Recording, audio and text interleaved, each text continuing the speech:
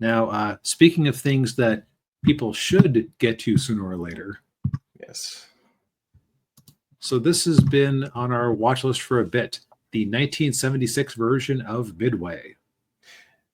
Yes. For those of you who are wondering, this is, of course, the depiction of the Battle of Midway during World War II, which is seen by many historians, except for one of my brother's college professors, as the turning point in the war in the Pacific against the Japanese.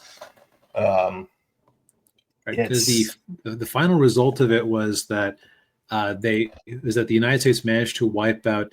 I don't recall. Did they wipe out 3 of the 4 or 4 of the 4? All 4 carriers. They took all 4. I couldn't recall if any of them managed to be recovered or not in real life, but it's like 4 of the 4 carriers that were sent to assault Midway Island, which was a important U.S. Station for getting things from the West Coast and Hawaii out to the East Pacific. Yes. Well, West Pacific. West Pacific, I should say. Yeah. And the first part of the movie is basically the U.S. Everybody in the U.S. like in the naval intelligence and everybody trying to figure out like where the Japanese are going to attack next, and they're able to piece together all the coded information that yes, they are going after Midway, despite what a lot of people in Washington thought. They thought that the Japanese were going to be hitting Hawaii and the West Coast. Right. Which, I mean, that there was a reason that there was such a panic and that resulted in Japanese internment. Not saying that was the right choice to make. Quick sidebar. There is a video that the Fat Electrician came out with that as part of the story of, I forget what the name of the unit, but there was basically this group of Japanese Americans who were sent to Germany to fight, or the Western theater. And in the process of that story, they go into part of why Japanese internment happened. It's like, okay, it's an awful, shameful event, but with what happened on this island in the immediate aftermath of the Pearl Harbor attack, I can see why people would panic. Yeah. Because it turns out there were some traitors in the midst, or at least one. Yes. Yeah. And that's that was actually a subplot in the movie too. Right. Charlton Heston's character's son had fallen in love with a Japanese woman, and so he was trying to use whatever pull he had with the military to get her checked out and see if he could get her out of internment. Yeah. And the cast is really good in this movie. I mean, like it is just stacked. Yeah, I mean, yeah, like you said, there was Charlton Heston. You had Henry Fonda playing Admiral Nimitz. You had Hal Holbrook, who's playing the naval intelligence guy. You had Robert Wagner playing Nimitz's attaché. Pat Morita as a Japanese naval officer. Yeah. And the actor, I can't remember his name, but the actor who plays Yamamoto, he was in Seven Samurai. And the guy and the other Japanese admiral, Namuro, the actor, he was Toshiro Mifune. Yes. And I just pulled up the new version of Midway. That's not the one I want. See, the online seems to want to pull up the 2019 version over and over again, even though I've never heard anybody talk about that movie. So, yeah, I haven't either. Well, I mean, they had Woody Harrelson playing Nimitz, so Toshiro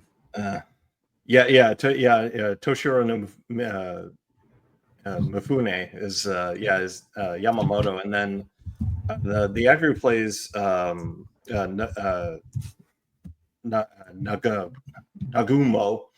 Admiral Nagumo, he was in Die Hard. He played. He was the boss. His McClane's wife's boss, the one that Alan Rickman Okay. shoots in the head.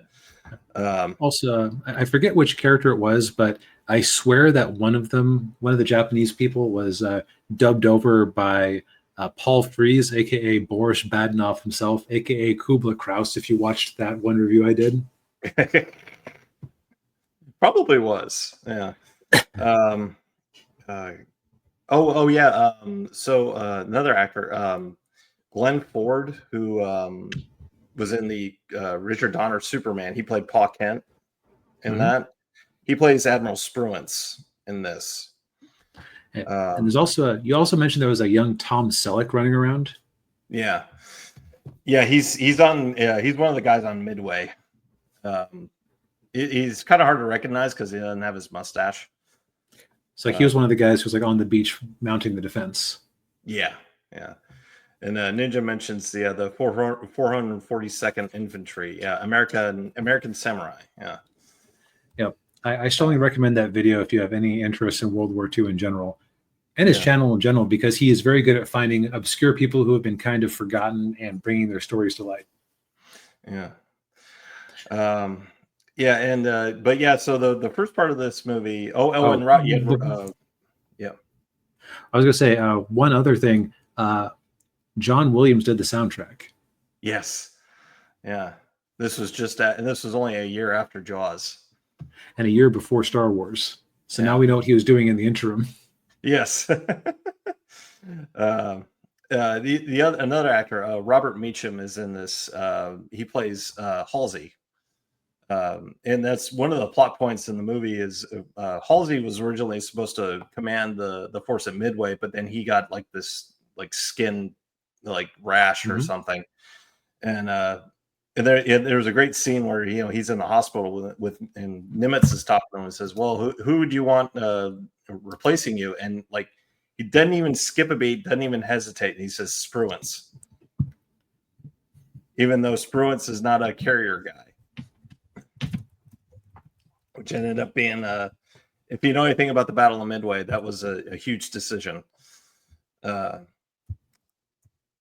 But yeah, so like the first part of the movie is basically like the setup of it and them figuring out that they're going after Midway, and then the second half of it is them sending the carrier, the U.S. sending our carriers out there to Midway. So we had three. There was the Enterprise, the Hornet, and the Yorktown. Now the thing with the Yorktown was that it was badly damaged in another battle, and at first they were saying, "Oh, well, it's going to take like 3 months for it to be fully operational." And Nimitz is like, "You got 2 days." Yeah, we kind of need that. Yeah. I also just want to say that the thought that immediately came to my mind during the whole intelligence operation scene was how they managed to be so much more interesting than the entirety of that Operation Mincemeat movie we tried on Netflix a few months back. Probably because it was more intricate because there was a lot more there were more moving parts with this than there was with Mincemeat. I thought it was just very clever that how they figured out. So they kind of did the thing that you do when you're trying to test for leaks in an organization. They basically said, okay, we think that when the Japanese use the code AF, I most remember it being AF for Midway because it's the modern parlance of as fudge. Yeah. It's like okay, we think that when they say AF they mean Midway, but we need a way to verify that, and so they feed a bit of garbage information about the water boiler on the island to Midway, like broadcast this out. Hey, there's nothing wrong with the water boiler. Broadcast it. That's the order I got. Yeah. And so they intercept it, and yes, on Island AO, they're having problems with, AF, they're having problems with their water boiler. Just like, yeah, like that was clever. That was fun. That was sneaky. Yeah. I still maintain that Operation Mincemeat movie should have been a YouTube video, but that's neither here nor there. Yeah. Especially since they put in that unnecessary romantic subplot. And this movie even technically had an unnecessary romantic subplot that did a good job of establishing what was happening with Japanese internment at the time. Yeah. Oh. Yeah, Ninja says he says the funniest part of the planning of Midway was that the Japanese command did a war game of the battle. One of the younger officers placed the U.S. forces already at Midway, which was promptly rejected. Yeah, well, yeah, because basically so the Japanese thought there was no way that the Yorktown was up and running. Yeah, because they knew it was damaged, and they had no way of knowing that the U.S. had intercepted their plans to attack Midway. They were doing a feint towards the Aleutian Islands to try and draw away any defenders.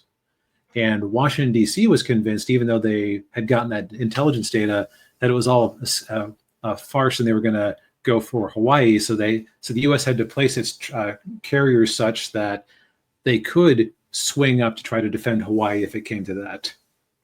Yeah. And Ninja's right, because the senior officers underestimated the ability of U.S. Naval Command and code breaking. Yeah, it never pays well to underestimate your enemy. No, it doesn't. Once the battle actually joins, it is. I knew about the battle, but I'd kind of forgotten some of the fine details.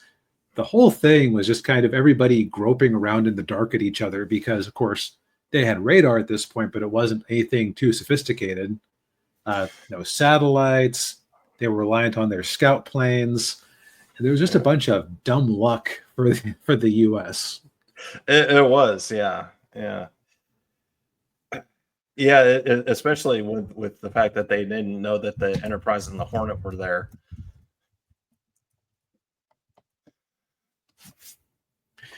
Right, and there's like one Japanese scout plane that would have found the carriers was like its launch was delayed by a half hour due to equipment problems. Yeah. Was it that same scout plane when it did finally spot the carriers, its radio was out? Right. Yeah.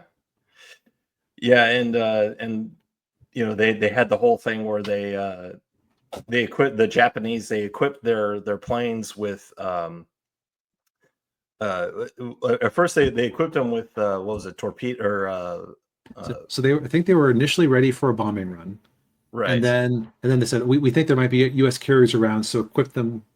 Actually, was at the very least it was like they had to either choose to equip the airplanes with a bomb or a torpedo. The bomb would have been useful for attacking Midway, which they did get one run off there where they just completely destroyed the local defenders, the local air defenders with no losses, as I recall. Right. But they didn't take out the airfields. Right. So they could still launch airplanes from there. So it's like, okay, well, we need to go back in there and take out the airfields. Oh, but there might be ships around. Oh, but where are we attacking? So I think they like dithered around and switched between loading up bombs or torpedoes twice. And so by the time it must have been torpedoes, bombs, torpedoes, because they were in theory ready for the right target on the last go around until a lucky dive bomber made it all moot. Yeah. Yes. Yeah. So I thought it was very well done with showing how the decisions that were made on both sides and figuring out the right thing they did, the right things they did, and the wrong things that they did, and right, like the U.S. groped around the dark a lot. The first waves of bombers accomplished nothing. Yeah, because they just weren't coordinated. Yeah, and they also were having issues with like the electronics with their bombs. So like they would arm the bombs, but then their bombs all dropped off, even though they weren't dropping them. So like I think like half of their bombers like lost all their bombs into the water. Right. Those types of fuses were a problem for the U.S. in general. I think like half of the torpedoes we fired in World War II did not actually detonate.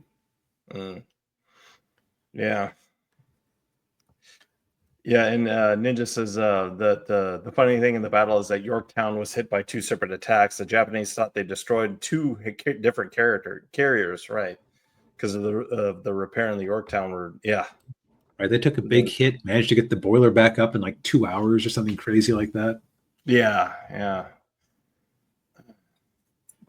And the thing of it is that they did a very good job of showing both sides, and it's just like there was a lot of for want of a nail situations in it.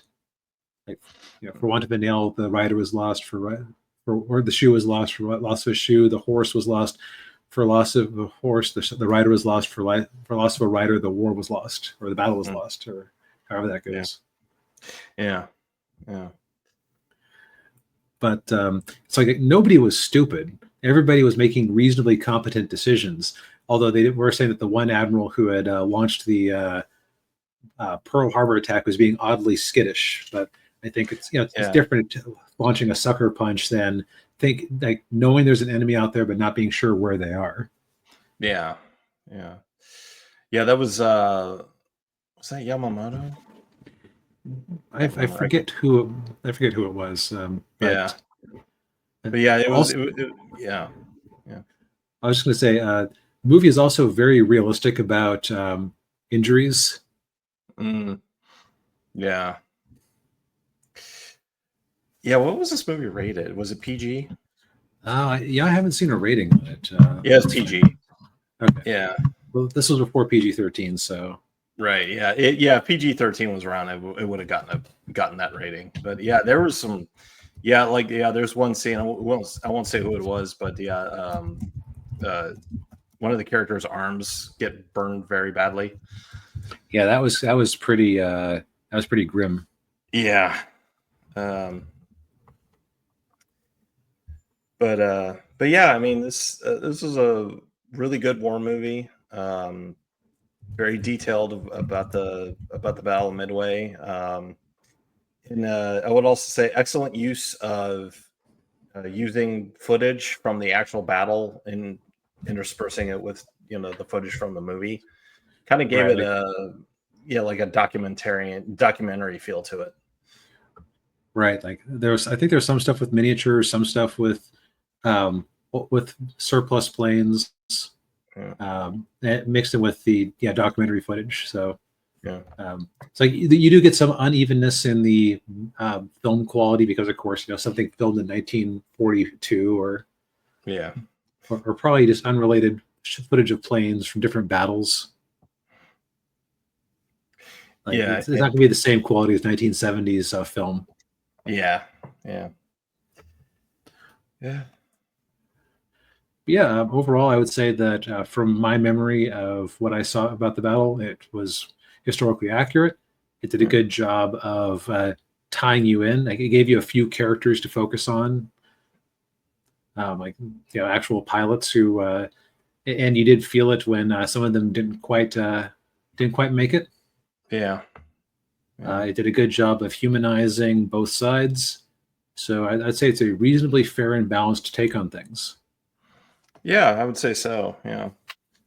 And I think if there's one thing I would have kind of liked, I would have maybe liked a "Where are they now?" type thing, just because I want to know, did things work out for the fighter pilot and his Japanese girlfriend? Yeah, I was wondering that too. I suppose I could open a book or a web search, but it's just want to know. Yeah. Or maybe they made up the whole subplot. I'd just draw attention to the internment camp thing. I don't know. Yeah. Oh, well. Yeah. Anyway, it's on Netflix at the moment. It is a recommend. Yes, indeed. Highly recommend. I think we've said all we need to say for tonight. And probably more. Yes. Well, thank you, everybody.